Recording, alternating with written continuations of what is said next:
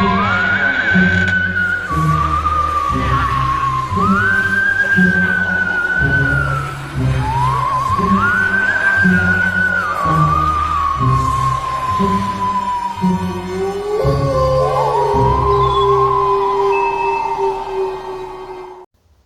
YTPC, it's your boy Cosmo the Cat Dad Piper. Hope you're having a great day whenever or wherever you find this. But hopefully you find this on Halloween evening. Happy Halloween. It's my favorite holiday. So I thought I'd do a little special share a pipe. So while we're getting ready, grab yourself a pipe, pack it with something you like.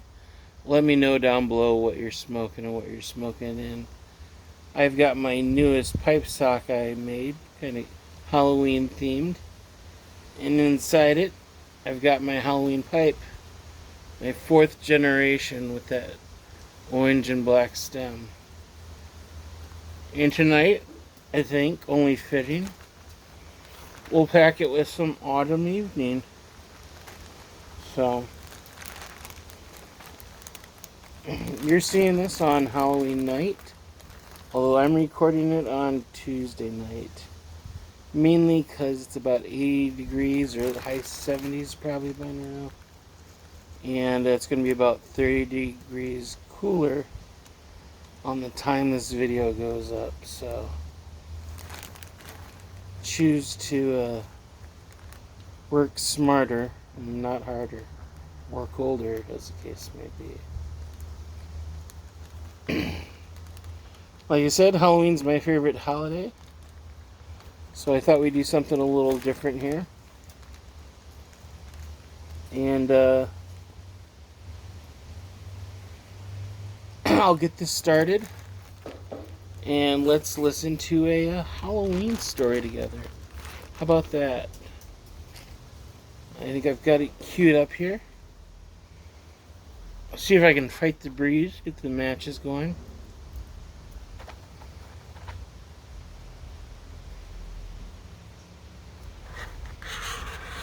Got some beer by my side if I get thirsty.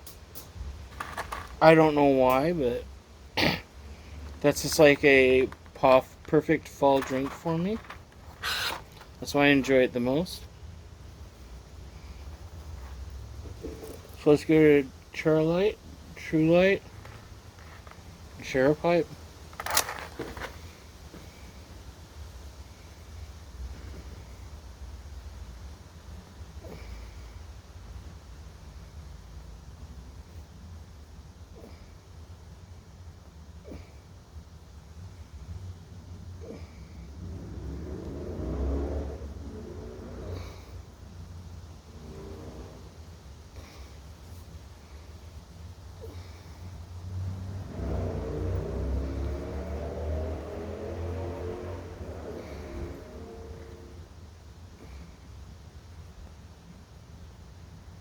Now this might be one of my shorter share pipes, just because the tale we have to listen to is about 12 minutes long. We can keep on enjoying a pipe afterwards. Nothing wrong with that.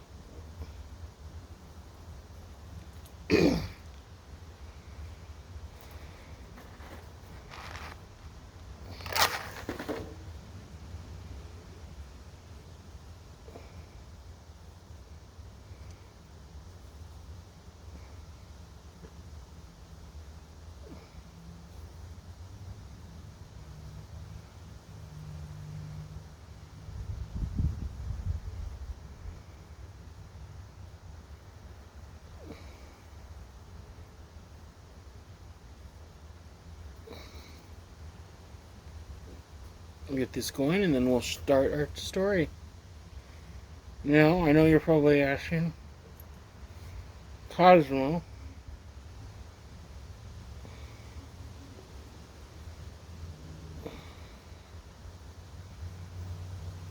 what story are we going to hear? Well, I'll tell you. It's actually a poem.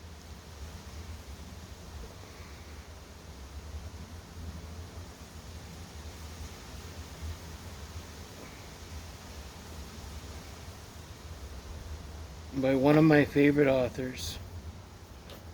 And that would be Edgar Allan Poe. So we're going to listen to now The Raven, as read by a very famous actor. Played Sauron himself in Lord of the Rings, Christopher Lee. So without further ado, as we share a pipe, let's listen to The Raven.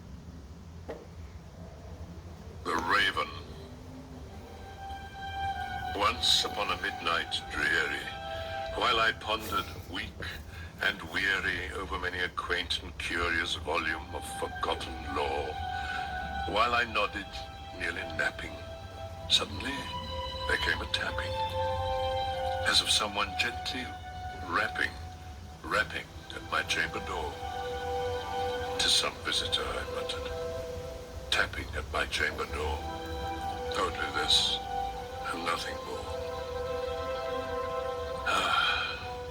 Distinctly I remember it was in the bleak December, and each separate dying ember wrought its ghost upon the floor. Eagerly I wished the morrow. Vainly I had sought to borrow from my books surcease of sorrow.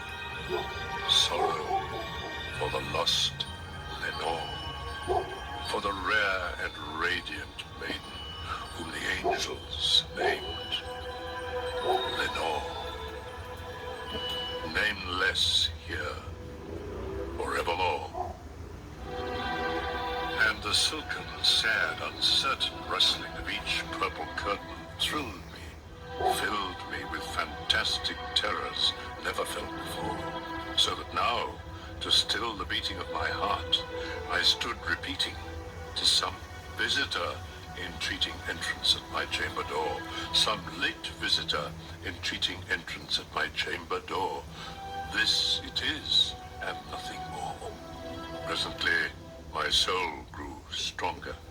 Hesitating then no longer, "Sir," said I, "or madam, truly your forgiveness I implore, but the fact is I was napping, and so gently you came rapping, and so faintly you came tapping at my chamber door, that I scarce was sure I heard you.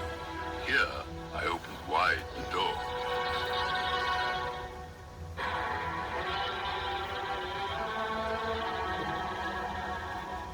Darkness there, and nothing more. Deep into that darkness peering, long I stood there wondering, fearing, doubting, dreaming dreams no mortal ever dared to dream before. But the silence was unbroken, and the darkness gave no token, and the only word there spoken was the whispered word, "Lenore." This I whispered, and an echo murmured back the word, "Lenore." Merely this, and nothing more. Back into the chamber turning, all my soul within me burning, soon again I heard a tapping somewhat louder than before. "Surely," said I, "surely that is something at my window lattice. Let me see then what thereat is, and this mystery explore. Let my heart be still a moment, and this mystery explore. 'Tis the wind, and nothing more. Open here, I flung the shutter, when, with many a flirt and flutter, in there stepped a stately raven of the saintly days of yore. Not the least obeisance made he, not a minute stopped or stayed he, but with mien of lord or lady, perched above my chamber door, perched upon a bust of Pallas, just above my chamber door, perched and sat, and nothing more. Then this ebony bird beguiling my sad fancy into smiling, by the grave and stern decorum of the countenance it wore, Though thy crest be shorn and shaven, thou, I said, art sure no craven, ghastly, grim, and ancient raven, wandering from the nightly shore. Tell me what thy lordly name is on the night's Plutonian shore. Quoth the raven, nevermore.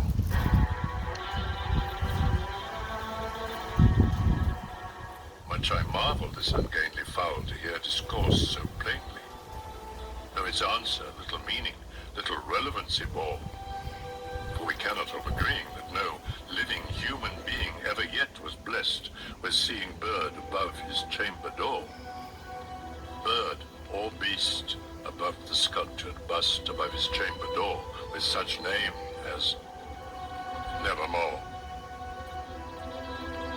But the raven, sitting lonely on the placid bust, spoke only that one word, as if his soul in that one word he did outpour.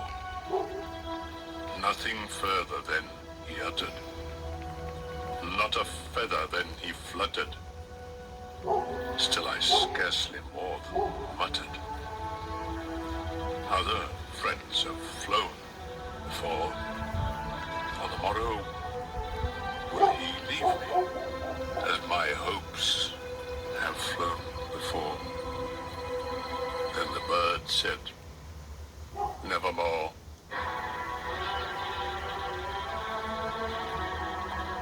Startled at the stillness broken by replies so aptly spoken. Doubtless, said I, what it utters is its only stock and store, caught from some unhappy master, whom unmerciful disaster followed fast, and followed faster, until his songs one burden bore, till the dirges of his hope that melancholy burden bore of never, nevermore. But the raven, still beguiling all my sad soul into smiling, straight I wheeled a cushioned seat in front of bird and bust and door. Then upon the velvet sinking, I betook myself to linking fancy unto fancy, thinking what this ominous bird of yore, what this grim, ungainly, gaunt, and ominous bird of yore meant in croaking evermore. This I sat engaged in guessing, but no syllable expressing to the fowl, whose fiery eyes now burned into my bosom's core. This and more I sat divining, with my head at ease reclining, on the cushion's velvet violet lining that the lamplight gloated o'er. But whose velvet violet lining, with the lamplight gloating o'er, she shall press, nevermore. Then methought the air grew denser, perfumed from an unseen censer swung by seraphim, whose footfalls tinkled on the tufted floor. Wretch, I cried, thy God hath lent thee. By these angels he has sent thee respite, respite and nepenthe from thy memories of Lenore. Quaff, oh quaff this kind nepenthe, and forget this lust Lenore. Quoth the raven, nevermore. Prophet, said I, thing of evil, prophet still. If bird or devil, whether tempter sent, or whether tempest tossed thee here ashore, desolate, yet all undaunted, on this desert land enchanted, on this home by horror haunted, tell me truly, I implore, is there balm in Gilead? Tell me, I implore. Quoth the raven, nevermore. prophet, said I. Thing of evil. Prophet still, if bird or devil. By that heaven that bends above us, by that God we both adore. Tell this soul with sorrow laden, if within the distant Aidenn it shall clasp a sainted maiden whom the angels named Lenore. Clasp a rare and radiant maiden whom the angels named Lenore. Quoth the raven, nevermore.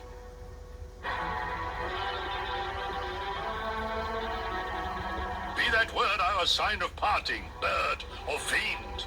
I shrieked, upstarting, get thee back into the tempest and the night's Plutonian shore. Leave no black plume as a token of that lie thy soul hath spoken. Leave my loneliness unbroken, quit the bust above my door. Take thy beak from out my heart, and take thy form from off my door. Quoth the raven, nevermore.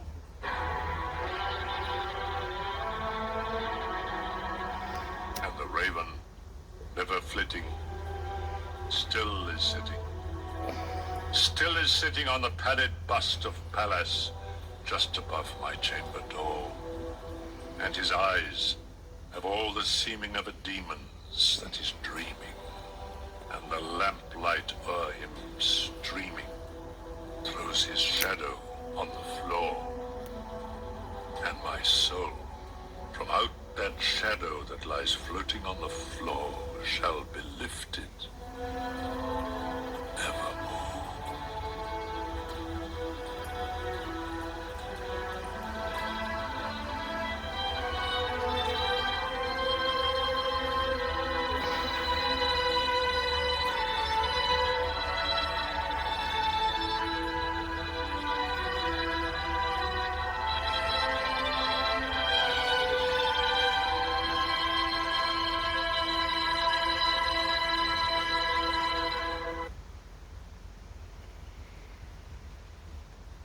Well, there you go. The Raven. One of my favorite poems growing up as a kid. Hope you enjoyed it. Hope you enjoyed your pipe. Appreciated you joining me and sharing a pipe. If you want to do more sessions like this, let me know. If you enjoy my normal share pipes, check out my playlist, review past share pipes. But that's all I really have. I'm going to keep enjoying this pipe. You keep enjoying yours. Happy Halloween. And as always, thanks for watching. God bless. And we'll see you soon. Nevermore. Just kidding.